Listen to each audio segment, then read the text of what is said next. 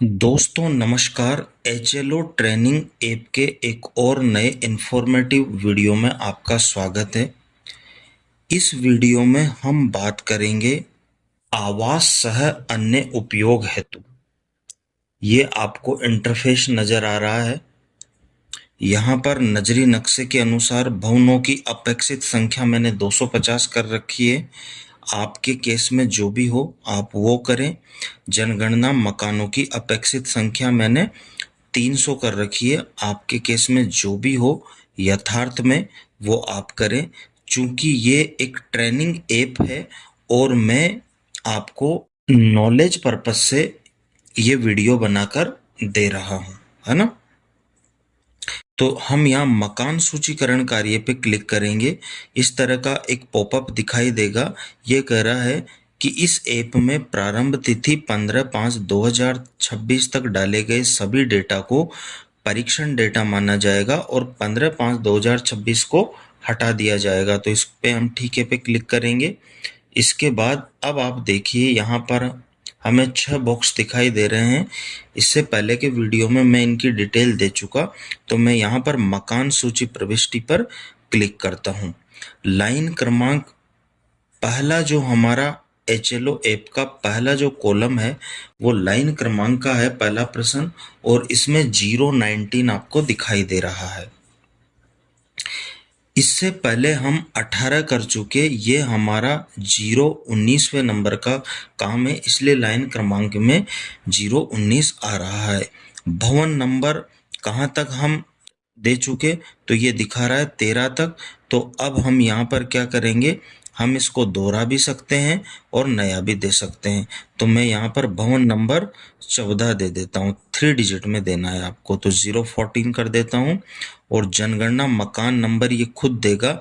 दोहराए के लिए दोहराए पर क्लिक करना है और नया के लिए नया पे क्लिक करना है। तो 00164 4 डिजिट के अंदर इसने जनगणना मकान नंबर दे दिया है। अब आगे बढ़ते हैं। ये कह रहा है कि एसी आईडी यानी सेल्फ एनुमरेशन आईडी में यहाँ पर नहीं का केस मान रहा हूँ, ठीक है। अब जनगणना मकान के फर्श में प्रयुक्त प्रमुख सामग्री इस बार मैं कुछ और मान लेता हूँ, जैसे पत्थर मान लेता हूँ मैं, ठीक है। अगला, जनगणना मकान की दीवारों में प्रयुक्त प्रमुख सामग्री क्या मान लेते हैं, पक्की ईंट मान लेते हैं। ओके, मैं ये मान के कर रहा हूँ, आपके केस में जो भी हो वो आप करें। मैं ये सिर्फ प्रैक्टिकल करके बता रहा हूँ आपको, ठीक है। अगला, जनगणना मकान की छत में प्रयुक्त प्रमुख सामग्री क्या है, मैं आरसीसी मान लेता हूँ, यानी कंक्रीट। 9 नंबर का कोड दे देता हूँ। अब ये जो 7वां प्रश्न है, जनगणना मकान के उपयोग का पता लगाएं। तो आवास के लिए मैंने सेपरेट वीडियो पहले बना चुका हूँ, यदि आपने नहीं देखा है तो आप देखें। उसमें सभी 34 प्रश्नों के आंसर मैंने करके दिखाए हैं कि सभी 34 कॉलम आपको कैसे भरने हैं, है ना। अब इस बार आवास सह अन्य उपयोग वाला मैं करना चाह रहा हूँ। क्या करना चाह रहा हूँ, आवास सह अन्य उपयोग, ठीक है। ये आवास सह अन्य उपयोग मैंने सेलेक्ट कर दिया।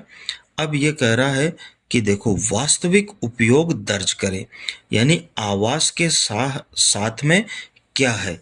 तो आवास के साथ में अन्य उपयोग में क्या है वो हमें यहाँ पर दिखाना पड़ेगा। तो देखो क्या दिखा सकते हैं हम, ब्यूटी पार्लर दिखा सकते हैं।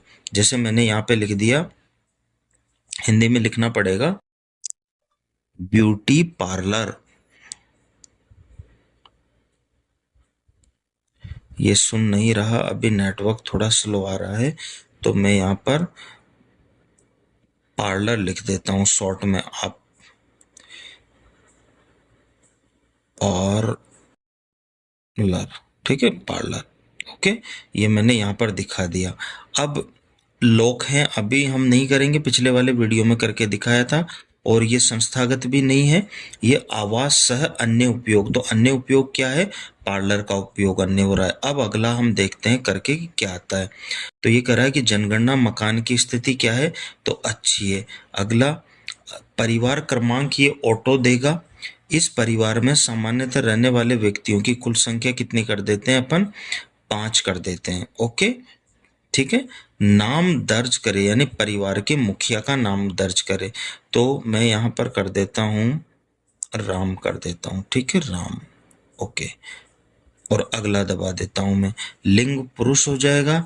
यदि मैं यहाँ पर एससी कैटेगरी में इनको मान लेता हूँ और इस मकान के स्वामित्व की स्थिति जो भी हो वो आप यहाँ से चूज करें, मैं यहाँ पर अन्य कोई नहीं मान लेता हूँ, है ना।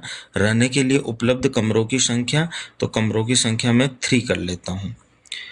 इस परिवार में रहने वाले विवाहित दंपतियों की संख्या, तो दंपतियों की संख्या कितनी है, 1 जोड़ा मान लेता हूँ, है ना, ये मैं करके बता रहा हूँ। पेयजल का मुख्य स्रोत क्या है, नल का पानी उपचारित स्रोत से। परिसर के अंदर आ रहा है, प्रकाश का मुख्य स्रोत बिजली। शौचालय की सुलभता हाँ है और केवल परिवार के लिए। शौचालय का प्रकार क्या है, सेप्टिक टैंक। यहाँ 10 कोड दिए हुए हैं, जो भी आपके केस में लागू हो वो आप भर दें। गंदे पानी की निकासी किससे जुड़ी हुई है, तो ढकी नाली से। 23वें नंबर का प्रश्न है, परिसर के अंदर स्नान सुविधा की उपलब्धता, तो हाँ स्नान गृह बना हुआ है, ठीक है। रसोई घर और एलपीजी या पीएनजी गैस कनेक्शन की उपलब्धता है, तो रसोई घर में खाना पकाते हैं और गैस कनेक्शन उपलब्ध है। ये 7 कोड है, यहाँ पर भी आपके केस में जो भी लागू हो वो कर दे। क्वेश्चन नंबर 25 है, खाना पकाने के लिए प्रयुक्त मुख्य ईंधन, तो क्या करेंगे, मुख्य ईंधन में एलपीजी। रेडियो ट्रांजिस्टर ये मैं समझा चुका, तो मैं यहाँ पर नहीं करूँगा। टेलीविज़न हाँ है और अन्य डीटीएच या डिश के साथ में है। इंटरनेट सुविधा है, तो मोबाइल या स्मार्टफोन में है। लैपटॉप है, नहीं है, ठीक है। और टेलीफोन और मोबाइल फ़ोन या स्मार्टफोन, हाँ स्मार्टफोन, ओके। और साइकिल यहाँ मोटरसाइकिल करेंगे, जीप वैन नहीं करेंगे। और क्वेश्चन नंबर 33 में परिवार द्वारा उपभोग किया जाने वाला मुख्य अनाज क्या है, गेहूं है। और मोबाइल नंबर हम दर्ज कर देंगे या बिना मोबाइल नंबर के भी हम सबमिट करते हैं, क्या क्या आता है। तो हमने सबमिट किया, तो इसने सबमिट ले लिया और एक बार ये उत्तर समीक्षा पूरी दिखा रहा है, पूरा रिव्यू दे रहा है। ये हम एक एक को देख लेंगे और यदि कोई करेक्शन है तो हम संपादित करें, रद्द करें या पुष्टि में से इसमें से एक पर क्लिक करेंगे। तो सब सही है, पुष्टि कर रहा हूँ। डेटा सफलतापूर्वक जोड़ा गया। अब देखो लाइन क्रमांक यहाँ पर क्या आ गया, नेक्स्ट आ गया 020, ठीक है। तो अभी हमने इसमें देखा आवास सह अन्य उपयोग। अन्य उपयोग में क्या है ये आपको दिखाना पड़ेगा और इस केस में भी आपको सभी 34 प्रश्नों के आंसर करने हैं। तो धन्यवाद दोस्तों, इस वीडियो में इतना ही। नेक्स्ट वीडियो में कोई और केस लेंगे, तब तक आप बने रहिए और चैनल को आप सब्सक्राइब करके रखें ताकि तुरंत नोटिफिकेशन आपको आ सके, और सभी साथियों को शेयर कर दीजिए ताकि सबकी हेल्प हो सके। और यार वीडियो को लाइक किया करो और कुछ न कुछ कमेंट किया करो, उससे क्या है मुझे मोटिवेशन आता है। थैंक यू दोस्तों, बाय।